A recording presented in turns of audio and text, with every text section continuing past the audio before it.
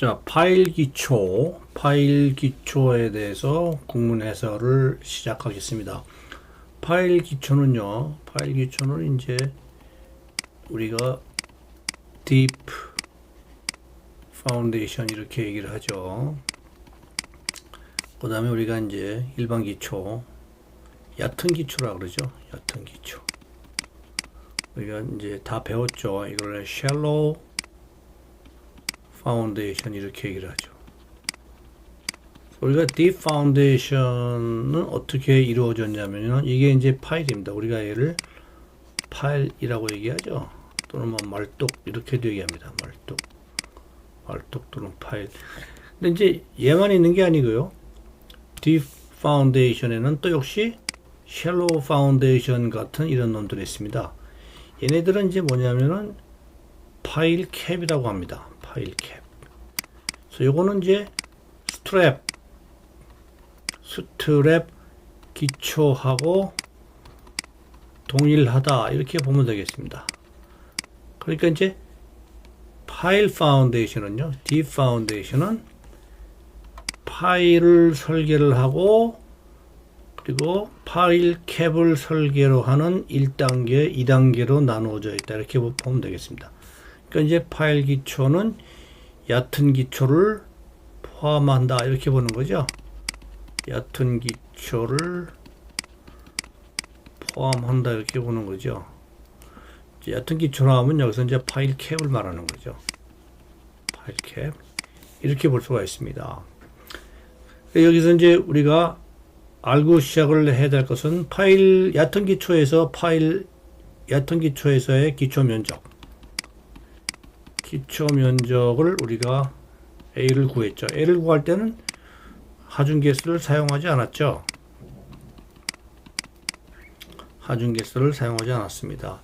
이럴 경우에 이제 파일 기초에서는 이제 이것이 뭔가 하니 파일 기초에서는 파일의 개수입니다. 파일의 개수가 얘하고 같은 개념이에요. 같은 개념. 그리고 이제 우리가 이제 얕은 기초에서는 이제 솟구치는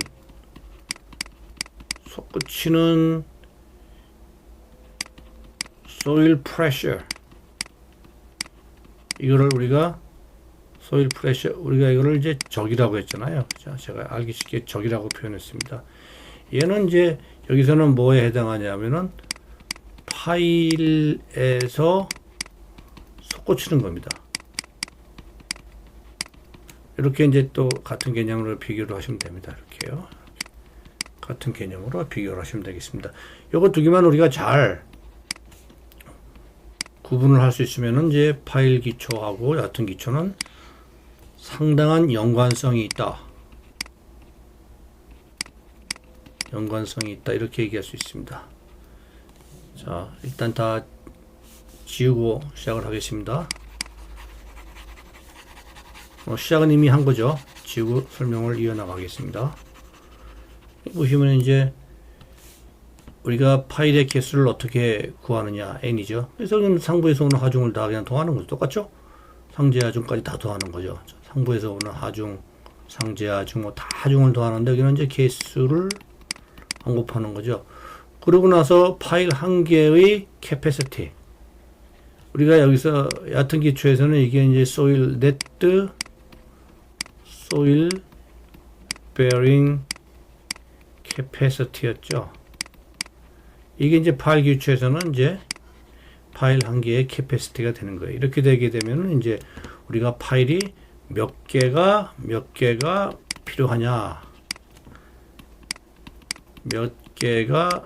필요하냐를 계산할 수 있는 거지요.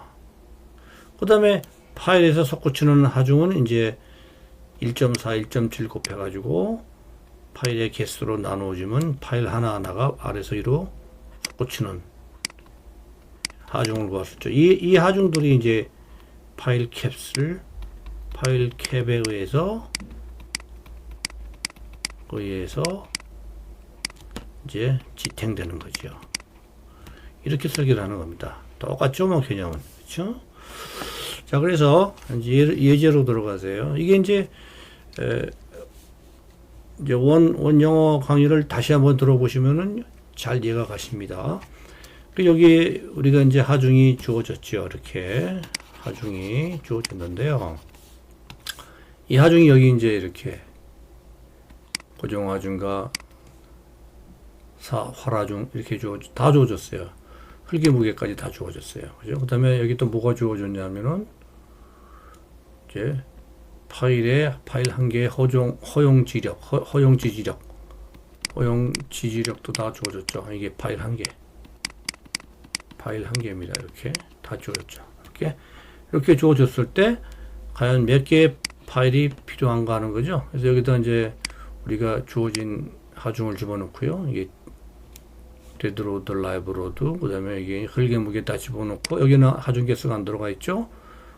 파일 한 개에 허용 지지력으로 나누면은 이제 9개가 필요한 거죠. 그래서 파일 9개가 필요한 거죠. 그래서 위에서 보면은 이렇게 9개가 필요한 거죠. 9개. 하나, 둘, 셋, 넷, 다섯, 여섯, 일곱, 여덟, 9개가 이렇게 필요한 거죠. 이렇게 나오는 거죠. 그래서 9개 나옵니다. 자, 이렇게 해서 이제 필요한 파일의 개수를 이제 일단 결정을 했고요. 두 번째 보시면요. 이제 이 파일이 새로 그릴까요? 이 파일이 여기서 하중이 내려오고요. 하중이 내려오고, 여기서 하중이 내려오고, 이제 파일이 9개가 이렇게 저쪽으로 쭉 들어가 있잖아요. 이렇게 들어가 있고, 이 파일들을 다 엮어주는 구조물이 우리가 이제 파일 캡이라고 그랬잖아요. 파일 캡이라고 했는데, 이 파일 캡을 엮어주는 이 구조물을 이제 이 파일이 이제 아래에서 위로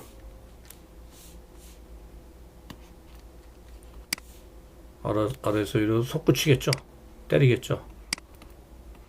이렇게 아래에서 위로 때리겠죠. 하중이 내려가는 거죠. 중간에 놓을까요? 기둥을 이렇게 하중이 내려가면 때리겠죠. 이제 그 원리는 똑같죠. 얕은 기초는 뭐 맞지만, 우리가 얕은 기초가 있으면 이제 여기서 소일이 솟구쳤죠. 뭐 이거나 마찬가지죠. 그래서 파일이 솟구치는 거죠. 파일들이 이렇게 파일들이 솟구치는 거죠. 이렇게. 그죠? 똑같은 내용이죠. 이럴 때 이제 요 하나하나 솟구치는 얼마가 솟구치느냐, 그걸 구하는 거죠. 이럴 때 하중 개수를 곱한다. 데드로드, 하중 개수, 라이브로드. 우리가 9개를 가정했으니까 9개로 나눠주면 한 개당 47.9톤. 요 한 개당 47.9톤 포스의 하중이 솟구친다. 이렇게 보는 거죠. 뭐 간단하죠? 그랬을 때 이 하중이 솟구칠 때 이 파일 캡, 이게 이제 파일 캡이에요. 우리가 파일 캡으로 부릅니다. 이거 뭐 얕은 기초하고 같은 개념이에요. 저와 같은 설계법. 얕은 기초, 뭐 파일 캡, 그 다음에 슬래브. 설계법은 다 같죠? 슬래브, 파일 캡, 얕은 기초, 설계법은 다 같습니다. 같은 설계법입니다. 그렇죠? 자, 그랬을 때 이제 우리가 먼저 one-way ratio, two-way ratio 하잖아요. 그래서 two-way ratio는 우리가 이제 이게 이제 위에서 기둥이거든요. 이 기둥인데 위에서 내려오는 기둥이에요. 이게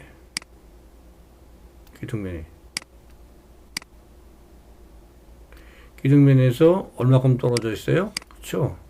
D분지 이만큼 떨어져 있죠. 마찬가지 여기도 D분지 이만큼이죠.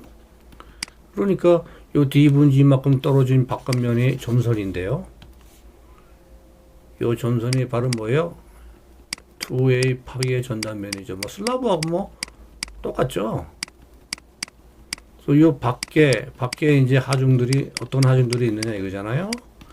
근데 파일 기초에서는 밖에 소일이 없죠. 소일이 없고 뭐가 있어요? 저 파일이 있죠. 9개. 소일 대신에 이 파일이 있는 거예요. 그죠? 9개 이렇게. 여기서 8개네요. 8개. 하나는 가운데 들어가 있으니까. 이 녀석이 소일이 없는 거예요. 그죠? 소일이 없고, 그래서 이렇게 파일 8개만 보이는 겁니다. 하나, 둘, 셋, 넷, 다섯, 여섯, 일곱, 8개만 보이는 겁니다. 그러니까 이제 이 8개를 다 더하면요. 이 8개를 다 더하면 얘가 이제 펀칭 시어가 되는 거죠. 그죠? 펀칭 시어가 되는 거고요. 그죠? 그 다음에 우리가 펀칭 시어에 해당하는 우리가 전단 강도. 여기 이제 fee가 들어가니까 이제 설계란 말을 붙여야 되겠죠. 설계 전단 강도. 이렇게 해서 구한 놈이 이제 얘보다가 크면 OK인데요. 이제 크죠. OK가 나오는 거예요. 그죠? 오케이. 예. 저 슬라브는 위에서 아래로 펀칭하는 거고요. 푸팅은 아래에서 위로 펀칭하는 거. 그 차이가 있는 거죠. 그 다음에 원웨이 시어도 마찬가지죠. 원웨이 시어는 여기서 얼마큼 떨어져 있나요? 그래서 D만큼 떨어져 있죠. D만큼 떨어져 있는데 조사해 보니까 이게 파일이 반이 걸쳐요. 이렇게 면이. 여기 이제 원웨이 시어 파괴 면적이죠. 근데 또 역시 여기도 소일이 있는 게 아니고 뭐가 있다고 그랬어요? 그렇죠. 파일이 있는 거죠. 파일이 있는데 파일이 반 개씩만 걸려 있어요. 그렇죠. 반 개씩만 이렇게. 반 개씩만 걸려 있으니까 여기 이제 47.9의 반 개잖아요. 그죠? 3개 중에 또 반 개잖아요. 71.85톤인데 우리가 요 계산을 가지고 하는 거죠. 여기도 보시면 이제 기초의 원웨이 시어를 설계할 때는 0.53을 쓴다. 이렇게 반드시 기억해 놓으세요. 왜냐하면 집중하중일 때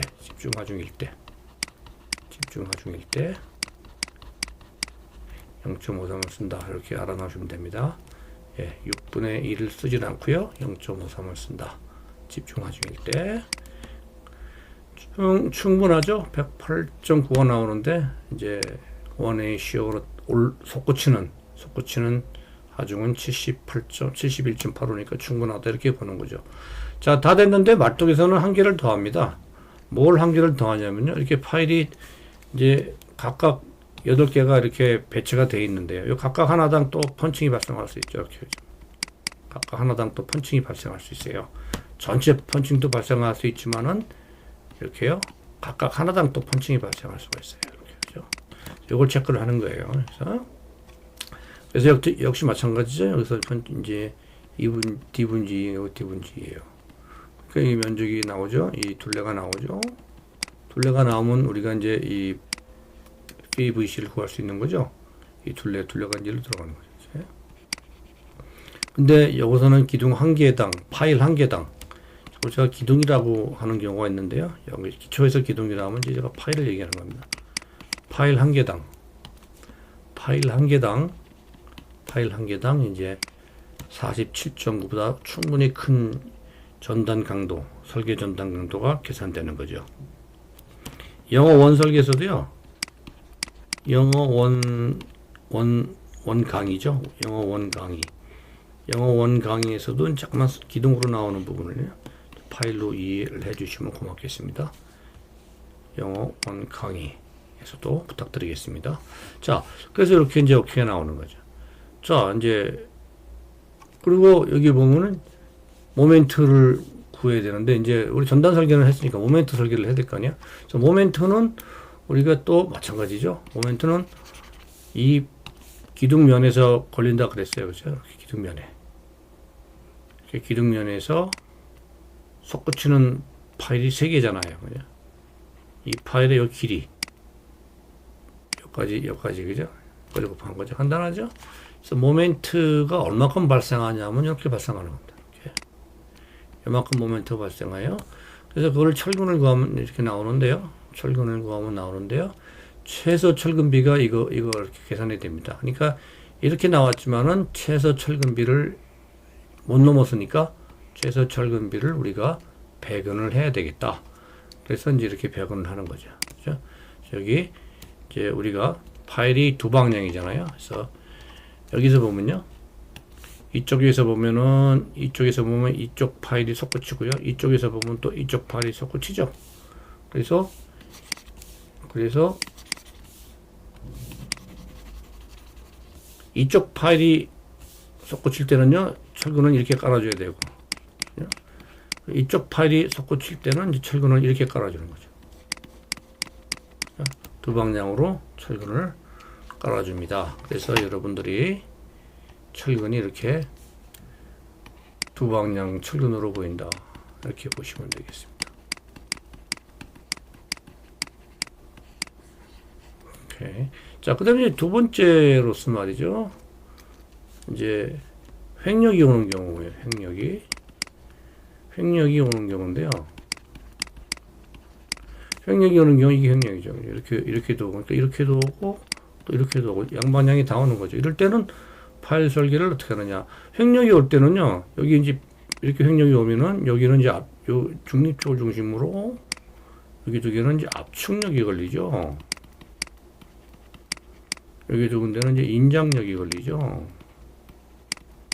그래서 이 압축력과 인장력을 우리가 계산을 해야 되겠죠. 그래가지고 수직 하중하고 결합을 시켜줘야 되겠죠. 우리가 했잖아요. 그죠? 얕은 기초에서 했죠. 얕은 기초에서 이센트리시티가 아주 작을 때, 보통일 때, 클 때 이렇게 세 가지 경우로 나눠서 공부를 해봤습니다. 그거랑 똑같은 식을 적용하는 겁니다. 기억이 가물가물 하시는 분들은 그 비디오를 반드시 복습을 하셔야 됩니다. 자, 그래서 우리가 이제 여기서 이제 굉장히 이제 중요한 게 하나가 나오는 게요.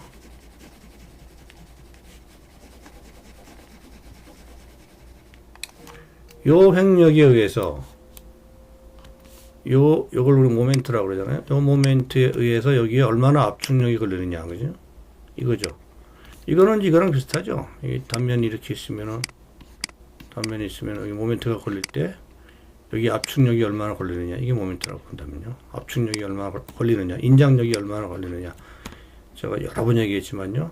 시그마 이꼬르 I분의 MY 이 공식이 우리가 떠오른다 이거죠. 여기도 마찬가지예요. 이 모멘트는 I분의 MY가 걸리는 거예요. I분의 MY. 그래서 이 I는 단면 2차 모멘트, 여기는 오버터닝 모멘트, Y는 중립축으로부터 구하는 응력 구하는 거리죠. 몇 번 얘기했죠, 그죠?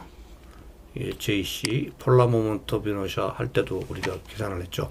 그래서 여기 보시면요, 우리가 이제 기둥이 이렇게 있으면은 이게 이제 이렇게 기초가 있고요. 여기 이제 파일이 있잖아요. 이렇게 파일이 있고 이렇게 여기 중립축이 있겠죠, 그죠? 중립축이 있고 이쪽에는 이제 뭐 인장이 되겠죠. 여기가 압축이면 여기 인장, 여기가 또 인장이면 여기는 압축 이렇게 되겠죠. 이런 식의 이제 파일이 있는데요. 이렇게요. 그래서 이게 이제 중립축이고요. 그렇죠? 그리고 여기에 각각의 파일에 i가 있는데 i0라고 합시다. i0. 각각 다 i0인데 이게 중립축이 여기 있어요. 중립축이, 그죠? 중립축이 여기 있으니까 얘들은 또 중립축에 대해서 이동을 시켜야겠죠. 얘만 볼까요? 얘를 한번 보면요. 중립축이 여기 있는데 얘가 I0예요. 근데 얘를 어떻게 해야 되죠? 중립축으로 이동을 시켜야 되잖아요. 이렇게. 그죠? 이동을 시켜야 되니까 결국 최종적인 I는 I0 플러스 이동시키는 거리를 우리가 L이라고 하면요. L 제곱이죠. 그 다음에 요 면적이 A라고 그러면은 A. 이렇게 되잖아요. 자, 이게 나오는 거예요. 그래서 얘도 이렇게 나오고 얘도 다 마찬가지죠. 그죠? 얘도 마찬가지. 대신에 이제 얘들은 다 마찬가지지만 이제 여기서는 이제 L1이라고 한다면요. 여기서는 이제 L2가 되겠죠. 작아지죠. 잘 안 보이나요? 여기까지는 L1, 여기까지는 이제 L2 이렇게. 이 차이만 있는 거예요. 이 차이만. 그랬을 때 우리가 이제 전체적인 모멘트는 한번 보겠습니다. 시그마는 i분의 my고요. 요건 이제 오버터닝 모멘트, 요거는 이제 중립축으로부터 길이, 우리가 응력을 구하는 거리라 그랬어요. 그래서 y는 여기부터 이제 재는 거죠. 이렇게요. 그래서 여기냐, 그죠? 얘랑 같은 개념이죠. 얘랑. 자, 그래서 얘는 어떻게 되죠? 이제 i가 보시면요, 이제 i0 플러스 a, 여기가 이제 L1, L2, L1. 우리가 이걸 따지지 말고 다 X라고 한다면요. AX. 총칭해서 걔를 AX 제곱이 되는 거죠. 그지? AX 제곱. 이렇게 되는 거죠. AX 제곱. AX 제곱인데요. AX 제곱인데, 여기 이제 이렇게. 이게 I죠. M, Y 이렇게 되겠죠. 그죠? 이렇게 되는 거죠. 근데 우리가 여기 이제 기둥이 여러 개가 있잖아요. 이렇게요. 여러 개가. 얘네들을 다 더하는 거죠. 시그마. 되겠죠. 시그마. 이렇게 되죠. 식이. 자, 그런데 그 사람 보면요. 이 I0는 이제 무시 가능하다. 왜냐면은 I0는 뭐 12분의 뭐 BH 삼성 그래가지고 I0는 12분의 BH 삼성 그래가지고 H가 만일에 뭐 60cm면은 뭐 0.6m의 삼성이면 굉장히 작아지죠. 반면에 L은 뭐 10m가 될 수도 있고 L은 5m가 될 수도 있고 굉장히 큰 숫자잖아요. 요 두 개랑 비교하면 얘는 무시 가능한 거거든요. 얘를 무시합니다. 얘를 무시하겠습니다. 그래서 이 내부는 AX 제곱이 되는 겁니다. 이렇게 AX 제곱. 그래서 이제 다시 쓰면요. 시그마는 이렇게 되는 거죠. 그죠? 그래서 이거를 좀 지우겠습니다.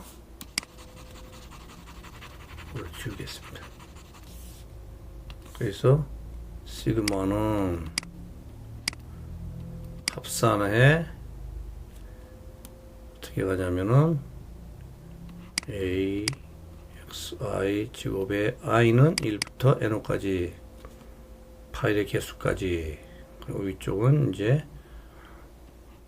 my인데 우리가 y를 아까 xi로 다 통일했죠. 그죠? 이걸 다 x로 통일한 거죠.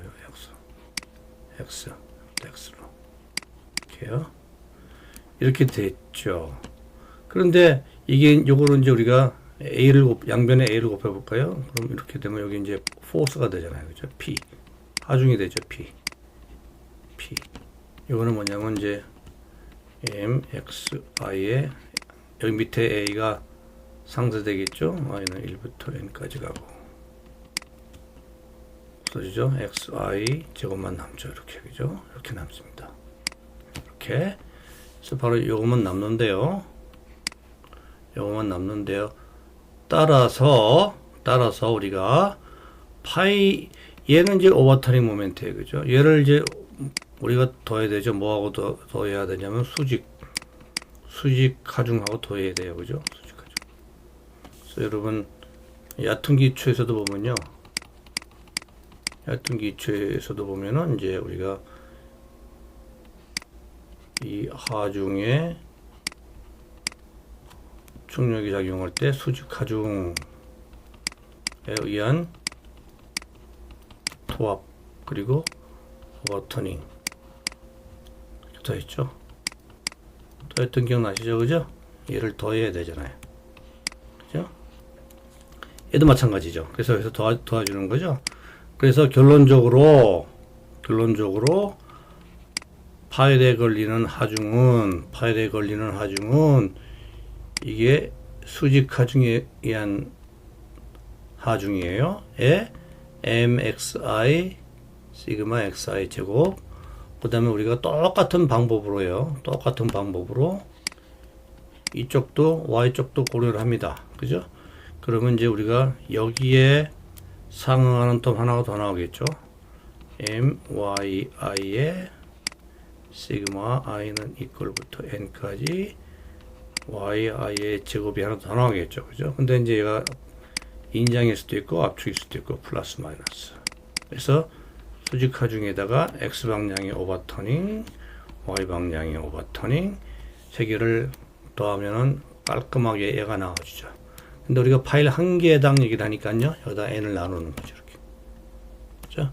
자, 깔끔하게 이 식이 나오죠. 그래서 이 식이 매우 매우 중요하다. 그래서 파일 기초에서 뭐죠? 수직하중과 그 다음에 모멘트에 의해서 파일 한 개에 작용하는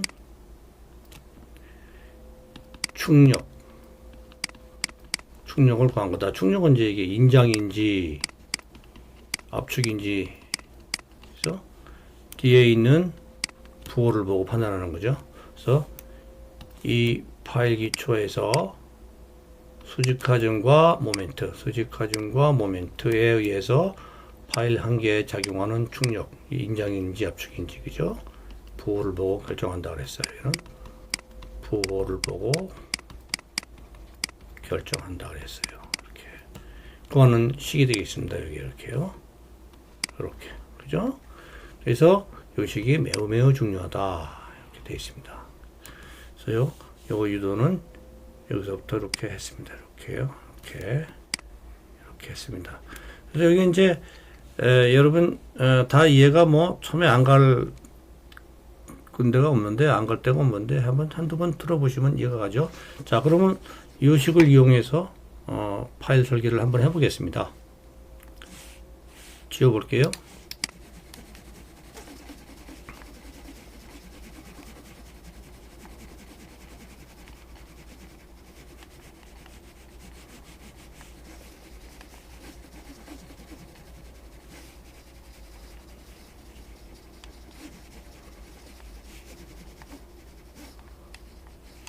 자, 여기서 이제 우리가 하중을 다 주어줬어요. 그죠? 데드로드, 라이브로드. 그래서 이제 일단 수직 하중을 계산하는데 우리가 10% 증액을 시켰죠. 이거는 이제 상제 하중이 이제 중력이 10%다라고 가정을 한 거죠. 문제에서는 상제 하중을 주지 않았기 때문에 가정을 한 겁니다. 넉넉 잡아서. 모멘트도 줬죠. 모멘트도, 그죠? 그래서 데드로드 모멘트, 데드로드 충력, 라이브로드 모멘트, 라이브로드 충력 터졌죠. 그죠? 여기. 이걸 가지고 이용하라는 겁니다. 그래서 말뚝은 12개로 가정을 해볼까요? 12개로 가정을 해보면은 말뚝이 이렇게 보이죠? 12개, 그죠? 여기 보면은 12개. 하나, 둘, 셋, 넷, 다섯, 여섯, 일곱, 여덟, 아홉, 열, 열하나, 열둘. 여기서 중요한 거는 이제 이 거리가 중요하겠죠, 그죠? 거리, 여기까지 거리, 여기 아까 말하는 뭐 x1, 그죠? 여기서부터 여기까지가 이제 x2, 뭐 이렇게 얘기했죠, 그죠? 이쪽으로 갈 때는 이제 이게 y1 하나밖에 없네요, 그죠? 이쪽은. 그래서 이게 이제 거리가 중요한데, 그건 다양하게 우리가 사용하죠. 그래서 아까 어디서 사용했습니까? 예, 여기서 사용했잖아요. 여기서도 여기서 사용했죠. 그죠? 여기서 사용했고. 분모 분자 다 사용했죠. 그죠? 이렇게. 그래서 그 숫자가 중요합니다. 그 숫자가. 그래서 일단은 이제 우리가 요거를 계산을 해보면요. 요거는 거리만 다 가지고 이제 x 스퀘어 해서 다 더하는 거잖아요. 그죠? 이렇게 이제 앞에 짧은 파일이 3개, 멀리 있는 파일이 3개, 그렇죠? 가까이 있는 파일이 3개, 하나, 둘, 셋, 멀리 있는 파일이 하나, 둘, 3개. 이게 이 길이가 이제 얼마냐면 짧은 길이가 이제 0.45, 긴 길이가 1.35 제곱에 이게 좌우대칭이 있잖아요. 여기 한 개, 여기 한 개. 그래서 이렇게 계산이 되는 거죠. 여기서 예. 계산이 나오는 겁니다. 그래서 이제 얘를 그냥 대입을 하면 돼요. 여기다가 이렇게 그죠? 왜 여기다 유도를 아까 다 해봤죠? 그래서 대입을 해보고 여기 이제 오버터닝 모멘트는 이제 계산이 됐죠. 여기서 그죠? 여기 들어오는 거예요. 그리고 이제 여기서는 이 xi가요. xi가 이제 두 가지가 있었다 그랬잖아요. 0.45하고 1.35. 근데 우리가 시그마 이퀄 i분의 my를 구할 때요. 이 단면에서 이렇게 중립축에서 이 y는 우리가 한 개만 관심이 있죠. 최대 걸리는데 제일 먼데 그죠? 그래서 일반적으로 y는 이제 2분지 d가 되는 거죠. 이게 이제 d라면은 여러 번 했죠. 그래서 1.35만 넣는 거죠. 멀리 있는 놈 그죠? 이렇게. 그랬을 때 이제 우리가 이 값을 다 구했죠. 아 여기서는 이게 아니고요. 잘못했네요. 이게 아니고 다시 지웁니다. 이게 아니고 이거죠. 여기죠 여기. 여기로 간다 그랬죠 그죠? 이거는 이제 두 개 다 구하는 거고요. 자 여기로 가죠. 그래서 이제 Pmax를 우리가 구해보고 이제 이게 이제 분모로 들어가 있죠. 그래서 여기 어떻게 식을 구성했는지 다 쉽죠. 그래서 우리가 요식만 이해를 하면요 다 요식에다가 집어넣는 거예요. 식에다가 그것도 지워볼까요? 이렇게 깨끗하게 요식에다가 다 전부 다 집어넣는 거예요. 요것도 계산을 했고요. 여기서 그다음에 xi는 이제 xi는 큰 것만 계산하는 거죠. 그죠? 요것도 우리가 계산을 했고 다 계산했죠. 다 넣어볼 때 이게 이제 가장 끝에서 걸리는 큰 하중이죠. 여기서 걸리는 큰 하중. 우리가 설계할 때 얘만 관심이 있으니까 일단 그죠. 얘만 관심이 있으니까 한 개당 가장 멀리 있는 위치하는 파일에 걸리는 하중이에요. 그게 이제 다시 또 지워볼까요? 그게 이제 어떻게 구해졌냐면은 이제 플러스 마이너스로 구해주죠. 그죠? 그래서 여기에 이제 크게 걸리는 압축력이 이제 압축력을 먼저 가면 더해지잖아요. 이렇게 그죠? 이거는 수직 하중에 의한 압축력 여기서 나오는 거죠. 오버터닝에 의한 압축력 더해보면은 24 가까이 나오는데 파일 하나의 허용 지지력이 우리가 문제에서 주어졌잖아요. 저 25. 그러니까 OK가 나오는 거죠. 그렇죠? 그래서 우리가 회사에 가서 일할 때 보통 이제 허용 지지력은 다 이제 주어집니다. 이거는 이제 사용자 즉 공장에서 나올 때 파일이 나올 때 다 주어집니다. 공장에서 파일이 나올 때 다 주어집니다. 그래서 우리가 이제 파일을 몇 개 사용하느냐는 우리가 결정하는 거거든요. 우리가 결정하는데 이렇게 12개 가정을 해서 가정을 하시는 겁니다. 이걸 가정을 하지 않고 구하려면 좀 일이 많아지니까 가정해서 한두 번 정도 시행착오로 하면 되겠죠. 그래서 OK가 나오는 겁니다. OK가 나오는 겁니다.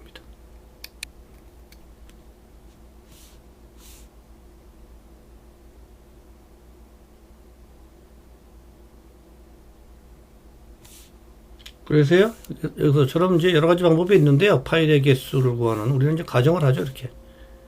가정을 해서, 이렇게, 가정을 해서 구하는 방식을 채택을 하겠다.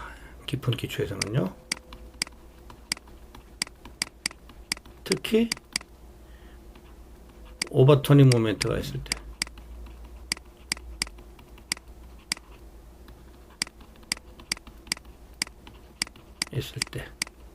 그렇게 하겠다 이런 뜻이 되겠습니다. 예.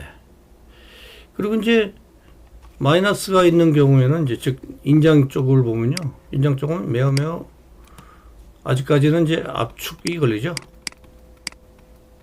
압축이 걸린다, 그죠?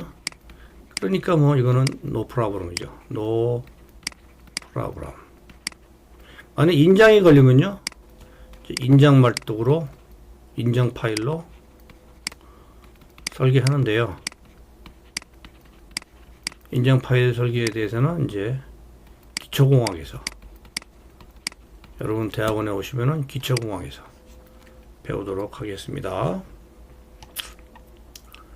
그래서 여기에 이제 전부 다 구해봤어요. 일단은 멀리 있는 놈, 가까이 있는 놈, 그죠? 그래서 얘는 플러스에 가까이 있는 놈. 이게 이제 부호를 보면 알죠. 플러스에 멀리 있는 놈. 이거 압축이라는 얘기죠. 그리고 이제 마이너스에 가까이 있는 놈. 이건 이제 인장이라는 얘기죠. 인장. 그리고 하나 더 있었죠. 아까? 여기 있네. 그죠? 여기 인장이라는 놈이죠. 인장인데 이거는 이제 멀리 있는 거죠. 그죠? 되는 거죠. 오케이. 그래서 지금까지는 이제 우리가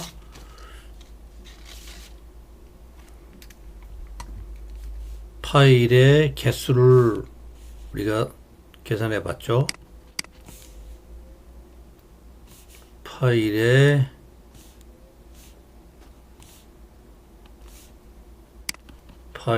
개수죠. 파일의 개수는 이제 하중 개수를 안 곱한다 그랬어요. 자, 근데 이제 지금부터는 하중 개수를 곱해야 됩니다. 왜냐하면은 우리가 이제 파일 캡을 설계를 하잖아요. 자, 여기 나오는 이 파일 캡. 지금부터는 이제 여기 나오는 파일 캡을 설계할 겁니다. 파일 캡을.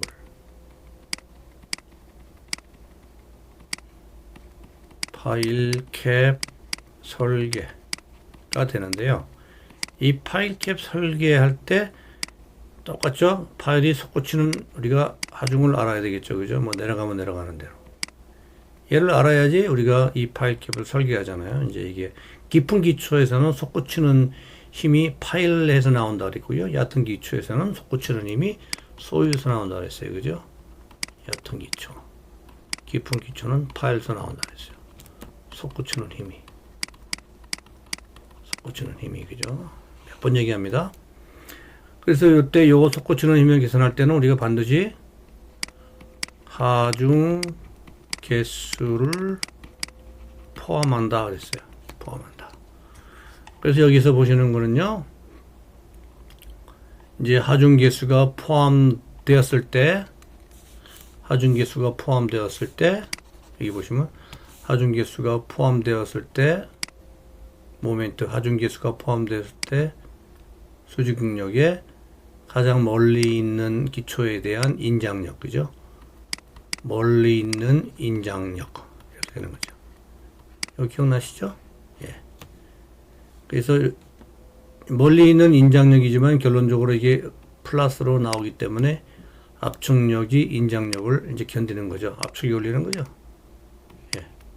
그래서 이때는 이제 인장 파일이 아닌데 만일에 이게 인장에 걸리면요, 이제 우리가 인장 파일을 설계를 해야 돼요. 그러면 이제 이거는 대학원에 오시면 기초공학에서 공부를 할 텐데요. 언제는 이제 압축이 걸리기 때문에 no problem입니다. 이제 압축 파일이죠. 압축 파일. 인장이 걸리면 인장 파일로 설계한다. 지금은 그 걱정은 안 해도 되겠다 이 얘기죠. 295, 76 다시 한번 확인해 보면요. 여기 보시면 이제 있죠? 우리가 올라갈 것도 없네요. 바로 여기 있네요. 그죠? 여기 보시면 우리가 하중 개수를 사용했을 때 수직 하중은 295톤 포스, 모멘트는 하중 개수를 사용했을 때 76톤 포스 메타. 자, 그죠? 같은 원리로 여기는 이제 가까이 있는 인장력. 이거는 이제 가까이 있는 압축력, 여기는 멀리 있는 압축력. 전부 다 그냥 압축이 걸리는 걸 알 수 있죠. 그죠? 자, 그래서 이게 이제 각각의 하중이 얼마나 아래에서 위로 솟구치는가 우리가 그걸 알 수가 있죠. 그래서 이 파일 캡은 이렇게 솟구치는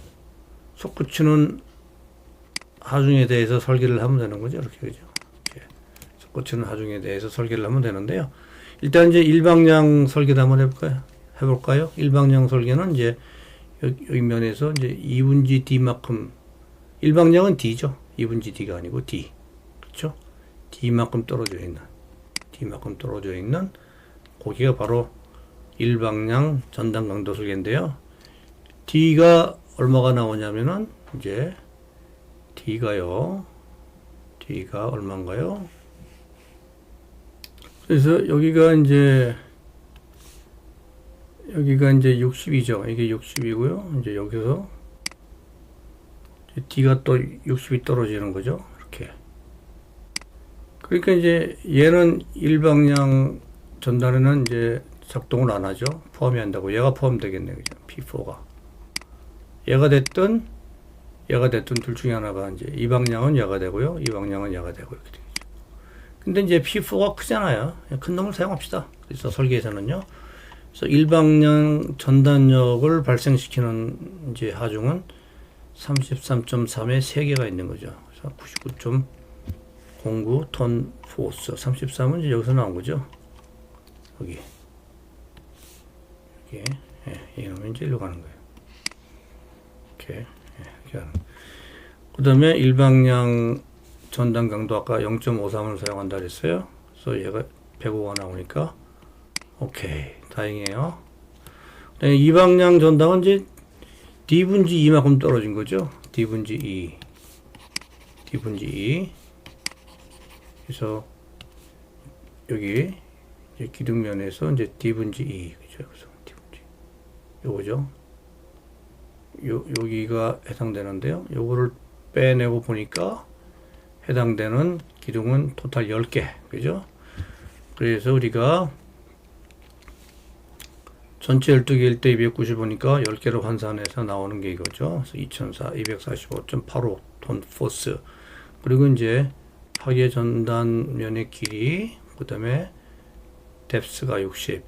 베타는 기둥이 같으니까 1.0을 사용하면 우리가 그 유명한 공식 3개로부터 최소 값을 주는 공식에서 376.03 톤 포스를 얻을 수가 있고요. 이놈이 이제 V2보다 크죠. 그죠? 그래서 이거죠. 여기 이거보다 크죠. 이게 아니고 이거보다 크죠.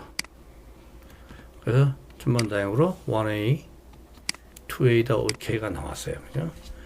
그다음에 이제 세 번째는 이제 철근 설계인데요. 철근은 얼마만큼 또 솟구치느냐 가지고 계산한 거죠.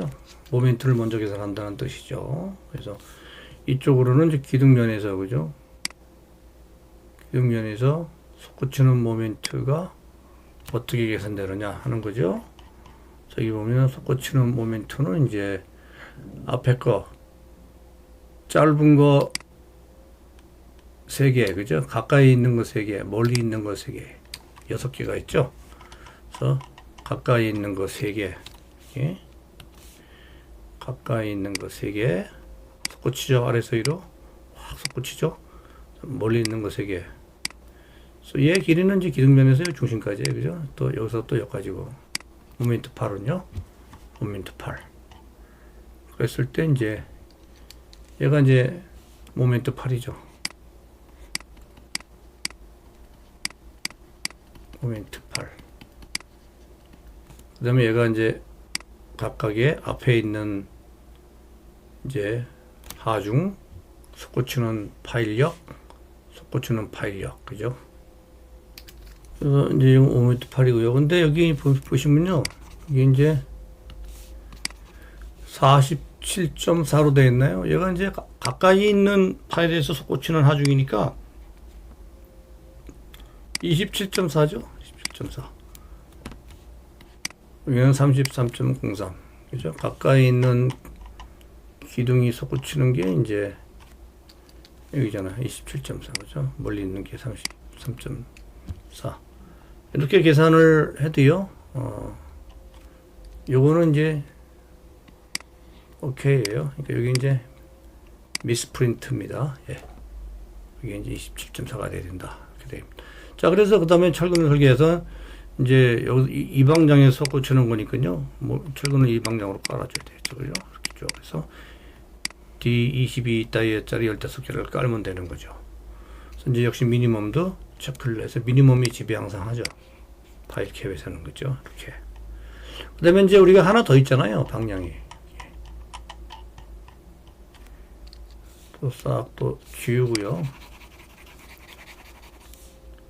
이 방향에서 보면 이제 여기 기둥면에서 갈 때요. 4개밖에 없죠, 이제.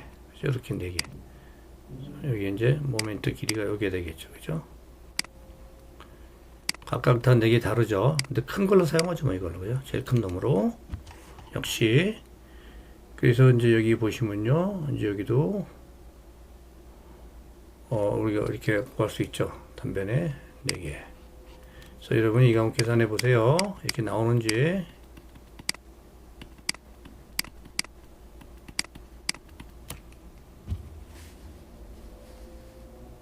이제 약산으로서 이제 전체 12개를 4개로 3개로 나누면 이게 이제 파일 4개죠. 여기 이제 모멘트 8이죠.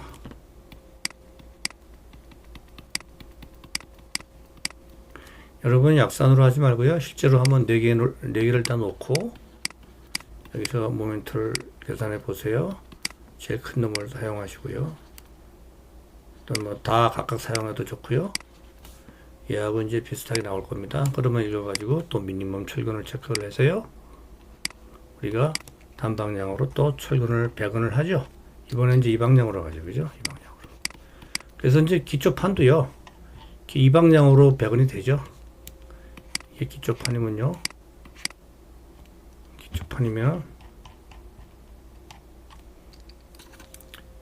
기초판이면요. 이렇게 이 파일이 뭐 4개씩 한 라인에 들어가잖아요. 여기 이제 철근이 이 방향 간다는 얘기죠. 이렇게. 예. 그래서 한 가지 마지막으로 체크할 것은 이제 정착길이다. 그죠? LDB가 공식에 의해서 얘가 나오거든요. 그죠? 얘 또는 이제 또는 기준식 얘를 적용하면 얘가 나오고요. 그래서 우리가 이제 기준식 얘를 적용한다고 치면요. 우리가 이제 이렇게 적합하다. 그래서 여기는 이제 전체 이게 2700이니까 270 이제 센치죠.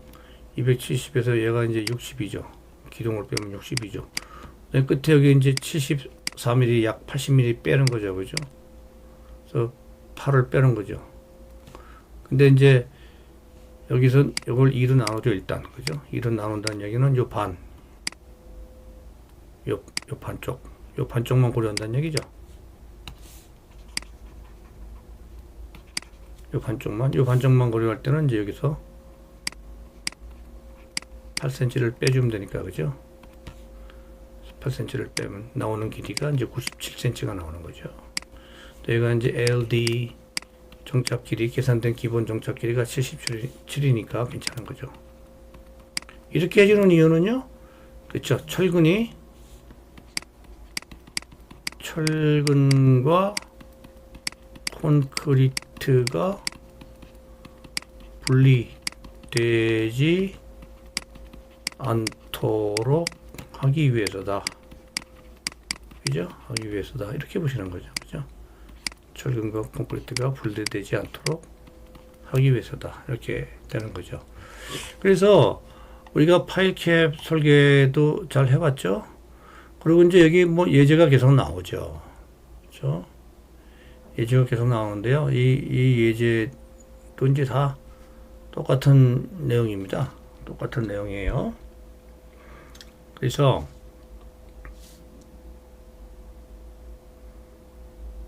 여러분께 잠시 보여드리고요. 화면 캡처해서 공부하실 분들은 공부하시게 잠시 보여드리고, 이 부분은 여러분의 또 자율학습에 맡기기로 합니다. 왜냐하면 똑같은 내용이거든요. 똑같은 내용.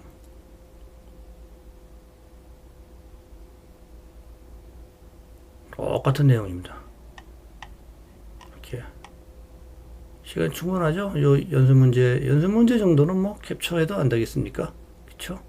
학교에서는 절대 캡처하지 말라고 그러시는데, 요 연습 문제 정도만 뭐 이렇게 여러분 공부를 위해서 꼭 필요하신 분들은요. 아니면 캡처를 하지 마시고요. 학교에서 하지 말라는 거 하지 맙시다. 캡처 하지 마시고 이렇게 포즈 시켜놓고 잠시 멈춰놓고 문제 공부할 수 있네요. 그죠? 학교에서 하지 말라니까 캡처는 하지 마시고요. 이렇게 잠시 멈춰놓고 이렇게 공부를 한번 해봅시다. 요거는 뭐 여러분 자율학습입니다. 똑같은 내용을 제가 버리기에는 아까워서 이렇게 올려드린 겁니다.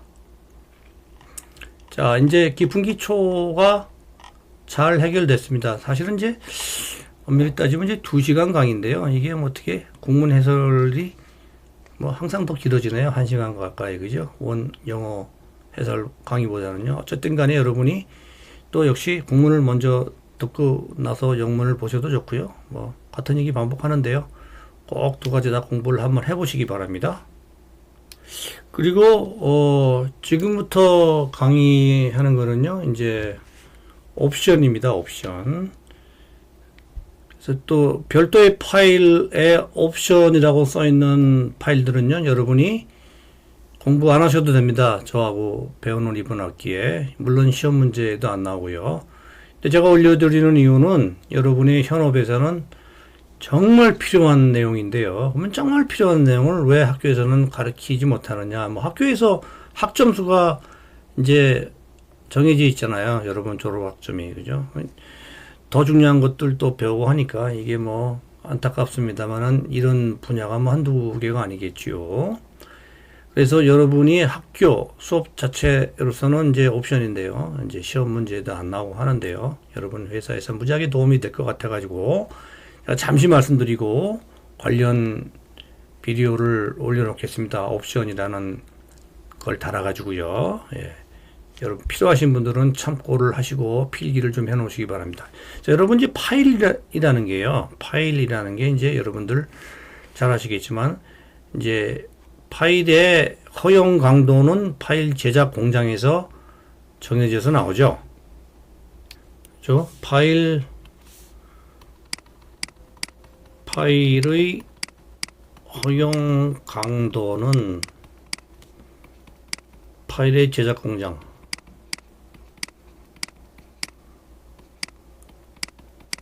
파일 제작 공장에서 정해줍니다. 예를 들어서 파일 한 개에 150톤 포스타 이렇게 정해주죠. 근데 이제 이렇게 정해줬더라도요. 이렇게 정해줬더라도 여러분 땅이 너무 물러가지고요. 땅이 너무 물러가지고 파일을 박았는데 이렇게요. 파일을 심었는데 이 파일이 땅이 너무 물러가지고 우리가 이제 파일은 크게 지지력이 2군데에서 나옵니다. 주변 마찰력,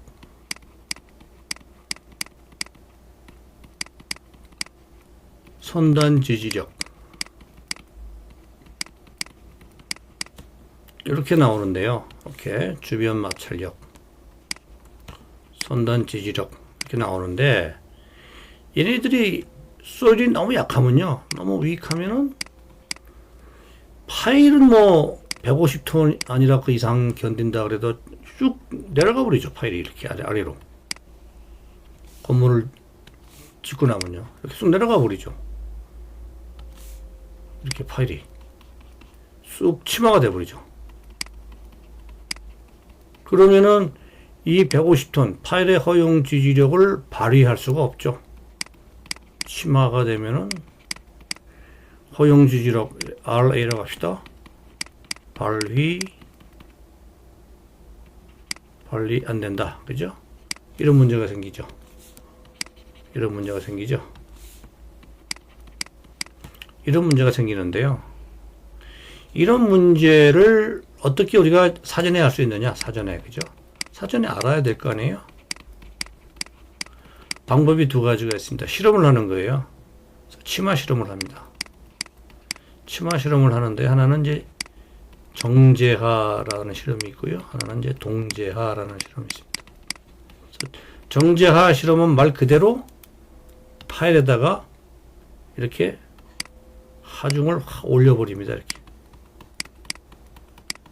하중도 다양하게 올라가죠. 뭐 모래주머니부터 해서 철물 뭐 이런 것들을 쫙 올립니다. 필요한 만큼 이렇게요.